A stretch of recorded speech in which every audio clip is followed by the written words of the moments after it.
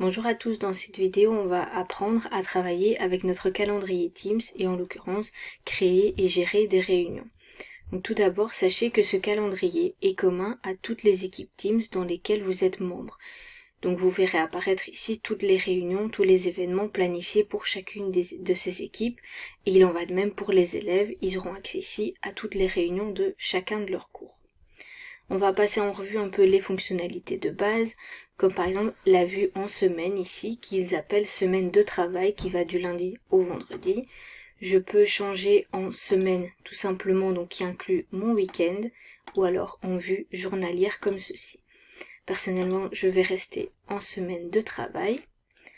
Et sur ma gauche ici, je vois que j'ai à ma disposition un petit calendrier pour aller choisir une date un peu plus loin pour planifier facilement une réunion et un bouton aujourd'hui pour revenir facilement à la date d'aujourd'hui.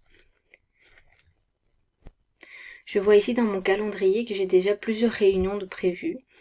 Pour en savoir plus, je peux simplement cliquer dessus et je vais voir donc la date précise et l'heure. J'ai la possibilité de rejoindre directement cette réunion par ici, donc quand nous serons le 12 novembre à 13h30, il me suffira de venir ici, entre autres, pour rejoindre cette réunion.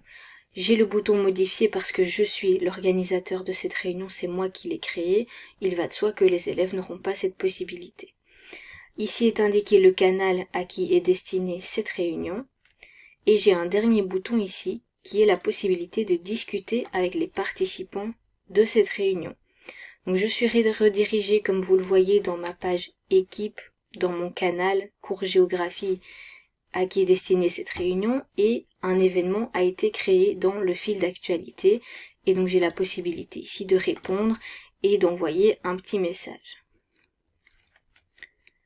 Je vais revenir à mon calendrier pour vous montrer comment on crée concrètement une réunion. Donc ça se passe ici en haut à droite, on clique.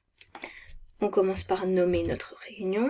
Donc ça, vous êtes libre d'entrer ce que vous voulez. Maintenant, pour les participants, ici on vous propose d'encoder les participants un par un via leur adresse mail.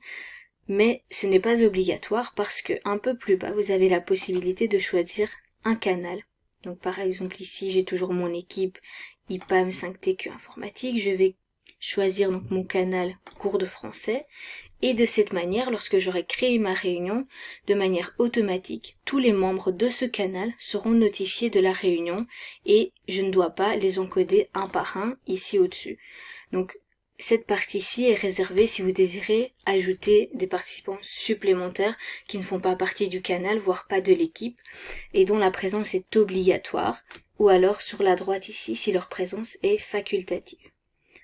Je choisis la date, l'heure, je vérifie, jusqu'à 16h, ça me fera un total de 30 minutes, parfait. Je décide si je veux que la réunion se répète à une certaine fréquence. Et j'ai aussi la possibilité pour terminer d'ajouter une description et de mettre brièvement en forme. Je peux maintenant, sur le bouton ici en haut à droite, envoyer.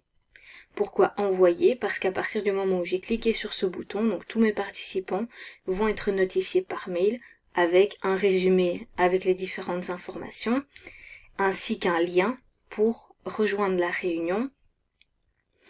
Donc comme je vous ai dit, ils peuvent rejoindre la réunion soit via le lien dans le mail, comme je vous l'ai montré au début de la vidéo par ici, en cliquant sur la réunion elle-même dans le calendrier, ou alors ils peuvent aller dans leur calendrier, leur application calendrier d'Office 365, et ici on voit apparaître donc ma vidéoconférence que j'ai créée le vendredi 13.